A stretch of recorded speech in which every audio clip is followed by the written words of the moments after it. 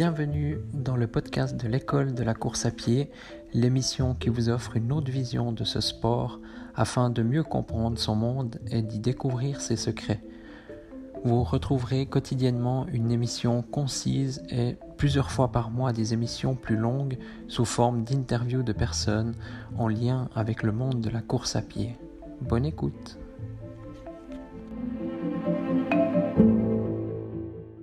Bonjour à tous! Aujourd'hui, je vais vous parler de la mémoire du corps et puis la mémoire du cerveau, la mémoire des muscles. On parle souvent de la mémoire musculaire et c'est très intéressant et moi je suis persuadé de cette théorie. D'ailleurs, j'ai pas regardé, mais c'est avec plaisir que vous pouvez me transmettre s'il y a des études scientifiques à ce propos, mais je suis certain qu'il doit en exister, sur la mémoire musculaire, en tout cas c'est sûr. Mais je voulais vous dire que le corps, en général, quand je dis le corps, donc c'est le cerveau, c'est l'esprit, c'est nos pensées, c'est les muscles, c'est le cœur. Le cœur, le corps en général se souvient de ce qu'on a fait. Donc il se souvient que le matin on boit un café, donc demain matin on va reboire un café, ainsi de suite. Il se souvient que à 12h00 on mange, donc à 12h00 on aura faim, c'est automatique, il se souvient. C'est une habitude. Et je voulais revenir sur ma course, donc il y a bientôt une semaine, là, c'était dimanche, que j'ai couru donc un 10 km. Et durant les 2 derniers kilomètres, je vous ai parlé là d'une coureuse, donc Fabienne Schlumpf, qui est au niveau international. C'est une coureuse suisse de 3000 mètres steeple. D'ailleurs, elle a le record suisse sur 3000 mètres steeple et 10 km. Sur semi-marathon, elle est aussi dans le podium des meilleures Suissesses actuellement. Et donc, je l'ai vue au loin et je calculais environ 200 mètres. Donc, je me suis dit, allez, 100 mètres par kilomètre, ça doit être possible à rattraper, surtout si peut-être elle est un peu moins bien. Et puis je me suis donné les moyens, je me suis dit 2 km, j'ai le temps, pardon.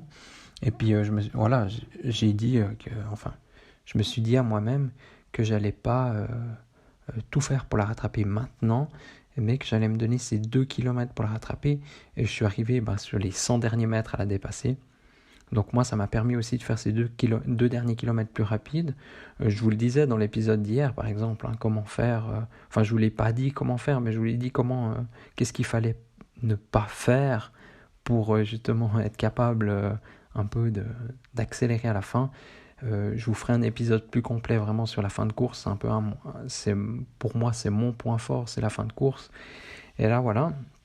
Donc, là aussi, j'y ai pensé depuis que la course est terminée, pas tous les jours, mais souvent je repense à cette fin de course et je me dis waouh, j'ai réussi à faire ça. Entre le 3 et le 5e kilomètre, j'ai commencé à avoir un léger point, j'ai le rythme qui a baissé, et puis à la fin, j'ai de nouveau accéléré. Vraiment, le sprint final était bon, j'ai dépassé pas mal de coureurs. Donc le corps, il va se rappeler de ça. Donc le cerveau, les muscles, ils vont se rappeler de la vitesse. Le cœur, il va se rappeler que les pulsations montent, mais que j'étais capable, que j'ai réussi de faire ça.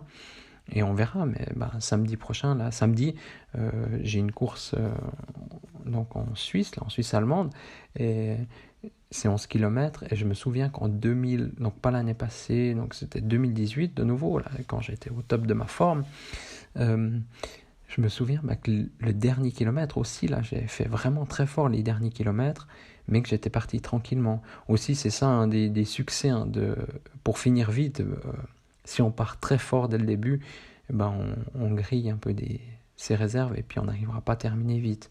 Et donc c'est déjà un point pour pouvoir terminer vite. Mais ce que je voulais dire aujourd'hui, c'est que le corps se rappelle. Donc si on ne termine jamais ses entraînements vite, on n'arrivera jamais à terminer une course vite, parce que le corps, il n'aura jamais eu cet exercice, cette sensation, et il ne se rappelle pas, il ne se souvient pas, vu qu'on ne lui a jamais donné cette possibilité. C'est pareil quand je parlais de course à pied à jeun. Si on habitue son corps à courir à jeun, il se rappellera qu'il n'a pas besoin de manger avant de courir. Par contre, si on mange toujours avant la course, 3 heures avant, il se rappellera. Puis si une fois on ne mange pas, ça va être terrible parce que il se rappelle qu'il d'habitude il mange et là il n'a pas mangé. Donc voilà. Euh, Tout ça pour vous dire que voilà, donc on a tous des rêves, des envies. Donc moi ce que j'aime c'est terminer rapidement dans une course, d'être bien à la fin. Donc qu'est-ce que je fais pour être bien à la fin? Je m'entraîne en conséquence. Donc ça je vous donnerai toutes ces petites techniques. Je vous en ai déjà dévoilé une ou deux aujourd'hui, mais disons je ferai un épisode plus complet là-dessus.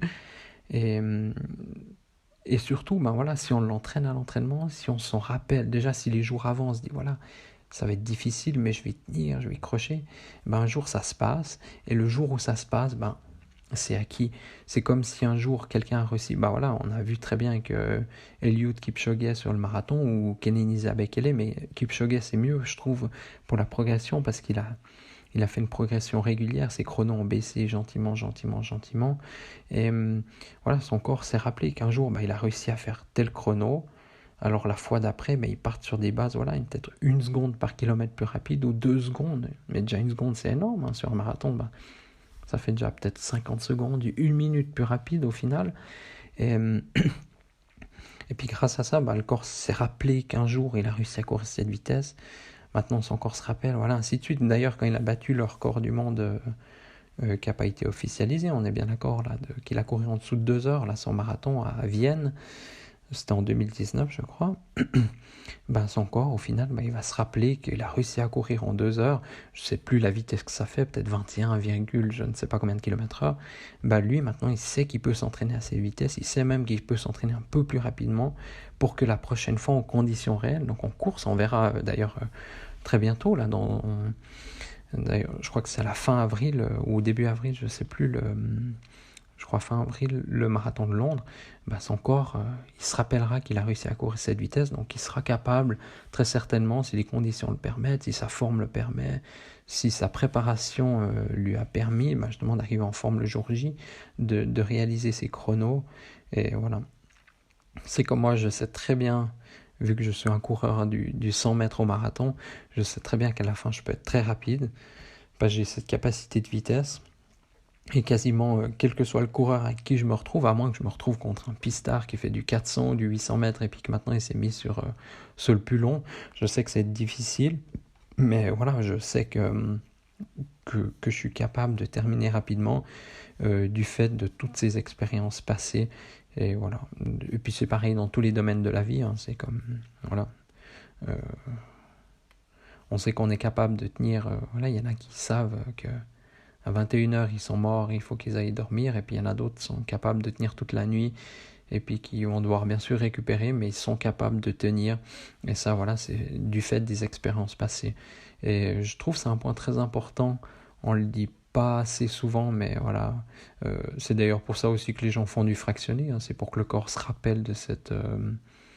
le corps et une fois de plus, la mémoire musculaire, tout ça, que ça crée des rappels qu'on est capable de tenir ce rythme, bien sûr, alors avec 1 minute 30 de pause entre chaque série, mais après on peut enlever justement ces pauses, et puis voilà, puis après réussir ça en conditions réelles, en compétition, voilà.